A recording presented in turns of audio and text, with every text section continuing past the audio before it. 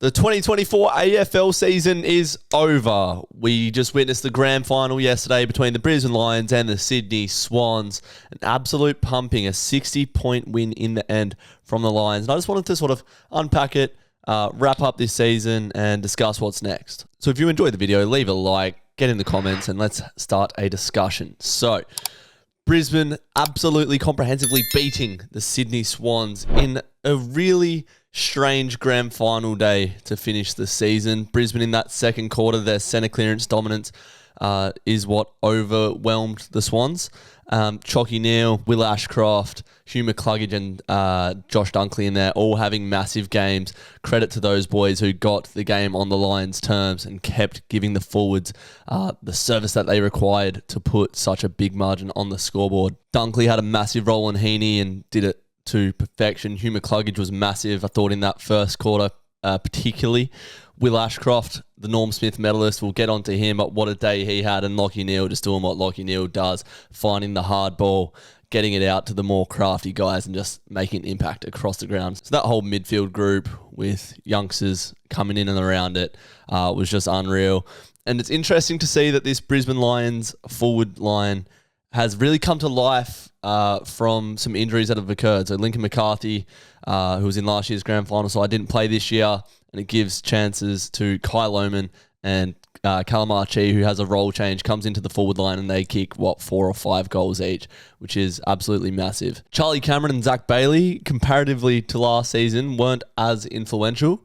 It's just interesting to see that this season it's been more Kai Lohman and Archie than Bailey and Cameron, and just having that bit of point of difference to what they were last year, in the end, was the X factor that they needed to get their first premiership in over 20 years. I think Danaher competed well, although had some frustrating moments. He could have kicked 6, but that's Joe Danaher in a nutshell. Eric Hipwood kicked a really nice goal from the pocket. I think he tried to step out, sort of felt his osteitis pubis, comes back up, somehow steps to the defender, and then kicks a beautiful goal from the pocket, chucks a hand over the mouth. What a snag that was. And their key defenders were just having a field day on those Sydney tools. Harris Andrews, one of the best key defenders of this generation, but Payne, Lester, Answorth, they all had big days, and Zorko mopping up behind the footy was massive as well. So credit to all you Brisbane Lions fans out there. You guys have seen a lot. You guys have been through a rebuild.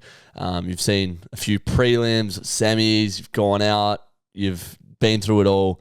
So to finally get that premiership makes all these years all worth it. So it must be pretty satisfying for you Brizzy fans. I watched the grand final back just now, and I was just looking across the ground for the Lions, and the amount of high-end talent that they have is incredible. They've got Will Ashcroft, Jasper Fletcher, who was a first-round pick, Callum Archie, who they acquired from Gold Coast, was a first-round pick, Cam Rayner, a first-round pick, a first pick of the draft, Eric Hipwood.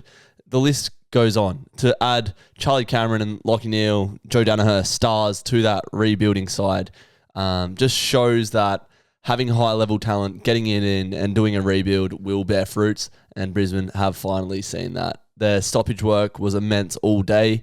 The kicking game that they utilised or have utilised for a long time now was so good to see. Just their patience with the ball in hand and all being on the same page to move the ball through the middle of the ground using their kicking was unreal. And then in tight, Will Ashcroft and Lachie Neale, just that sort of short, sharp handball game in traffic to get to the outside was awesome to see. Archie and Lohman, for small guys, competed well in the air all day. And I thought Sydney were going to win this game. I thought Sydney were going to get up by 3 goals. I thought their midfield was just a little bit too classy. But what I've sort of come to realise after watching this game is that sometimes you don't only want class. Like, we've got 3 All-Australian midfielders here in Warner, Goulden and Heaney, who have absolutely dominated the competition this year, with James Rowbottom behind them being the sort of engine and the tackling machine that he is. But Sydney could not apply any pressure around stoppages for the whole game. I start to think, like, can Goulden really bring the pressure for all that time, or is he just a player that gets on the outside and uses the ball? Like, obviously, these guys are still young and they've got levels to go in this in their career. But those guys that just don't want to do the sexy stuff, they're happy to just do the job for the team, bring the pressure, and beat their one-on-one opponent. Because, yeah, that Sydney midfield yesterday, maybe Heaney was playing through a bit of injury, but it was just a really poor outing for their midfield group, who are absolute superstars. So I'm not sure what went wrong there. Brodie Grundy coming into this game seemed to have a big upper hand on Darcy Fort, who has not really played too much AFL footy this year. Grundy got absolutely dominated all day for me. I know he was sort of rated high in the champion data or the stats or whatever. I don't know how, because every time that bloke was in a ruck contest, he never seemed to get the one up. And it was just the lack of pressure around the contest mixed with a tactical clearance game that was far superior from the Lions. That just didn't give the Swans a chance all day. There's plenty that's been made of Joel Amartey, Hayden McLean really having no impact all day. Logan McDonald shouldn't have played. He was clearly injured. I don't think he trained all week. He didn't hardly warm up. Why are you playing a player like that? It's just not going to work. But you can't put it on these guys because, the ball was lost at the source. The pressure couldn't be brought. And then you guys down back like Tom McCartan, who's a genuine gun, one-on-one key defender. There's only so long that they can hold up with that. But the game was pretty much won in a 10-minute stretch in the second quarter, which is mental. Just wanted to speak quickly about Will Ashcroft's game yesterday, the Norm Smith medalist. This kid, I think he's about 20 years old, the best on ground in a grand final, coming back from an ACL injury less than, 18 months ago. What a story this is. This kid is a genuine champion of our game already. The football that he's played at such a young time in his life, to come on at the biggest stage after the adversity he's faced in the last 18 months, missing the grand final last year, to come back, make the difference and be best on ground. It's a massive story. Listening to Will Ashcroft speak in his post-game press conference, you can see the class and the caliber of athlete that Will Ashcroft is. He speaks about the body of work that he's put in from being 12 years old to get him to where he is now.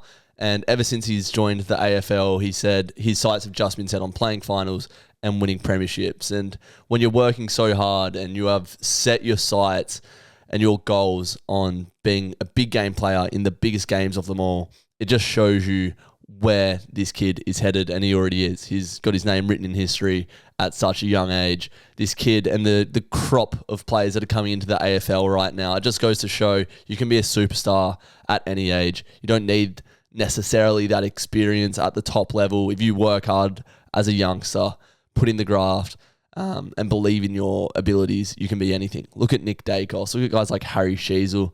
These guys that are coming into the league and are already ready-made players who can make big impact on the big time. After starting 0-3, Brisbane were pretty consistent throughout the year. I can't really remember any losses that Brisbane had that were really disappointing in that sort of last three quarters of the year. The last one I really remember was the GWS away game earlier in the season. But other than that, they've really competed well, I thought, Brisbane, all throughout the year. They've been consistent. They sort of dropped off in pressure towards the back end of the season, Fagan was saying, so they knew that if they lifted their pressure in finals, they could really go all the way. That was their secret weapon, as Fagan said. Compared to Sydney, who started the season really well, but then in the back end of the year, went into some poor form. They had a game against Port Adelaide where they had 10 goals kicked on them before they even registered a score. You can't get away with that, I feel. If you have a clear hole in your game like that, and then you show up on grand final day 2 years after getting absolutely humiliated, and the same thing happens again, you just can't be doing that. And I think Brisbane were consistent enough all throughout the year to be able to go in and compete with last year's grand final experience in their back pocket. They knew what had to be done to get the chocolates. But it's a strange theme that happens in grand finals. I think watching a True Footy video, he said the last something like 8 grand finals have been decided by an average margin of 48 points. And that's just another grand final where there's been an absolute pumping. Geelong did it to Sydney a couple years ago. Richmond did it to Adelaide and GWS. It's a theme in our sport that on grand final day, one team runs over the top of the other. And I feel like on grand final day, if you can get it right from centre clearance and just, put on a few goals, you don't have to just rely on that discipline and that intrinsic, battle and hunt as much as you do when you're sort of playing, St Kilda third quarter at Marvel round 14. You got to dig deep in those moments because you're so withdrawn from the extrinsic goal of the premiership that you really got to go within. Whereas I feel like on grand final day, if things are going right, just stick to what you know. And if you keep going in 2 quarters time, you've got a flag in the back pocket. So let's keep going, smelt the victory and go in for the kill. I feel like Sydney, if this game was played again, a few more things go their way it could be a tight game. But it's not to be. The Brisbane Lions walk home as 2024 AFL premiers. So after all the talk of everything this season, everyone having their own opinions, all of the narratives, they come to a close. We've wrapped up the 2024 AFL season, and it's been an interesting one. It's been a fun one. I appreciate all the guys and girls that have hopped on board the Druzy channel this year. Obviously, I've moved to Melbourne in 2024, trying to see what I want to do, making YouTube content, going to more football games, immersing myself in the footy world. And it's been fun. It's been good. I'm still trying to sort of figure out where I'm going to take my career and what direction that's going to be. So I'm keen for the off season to really sort of put my mind in certain places and see where the next few months take me. Footy free, just focus on some things, get my head where I want it to be, and see where it takes me. But I'm going to be doing a lot of off season content, mainly on the YouTube side of things around the trade period.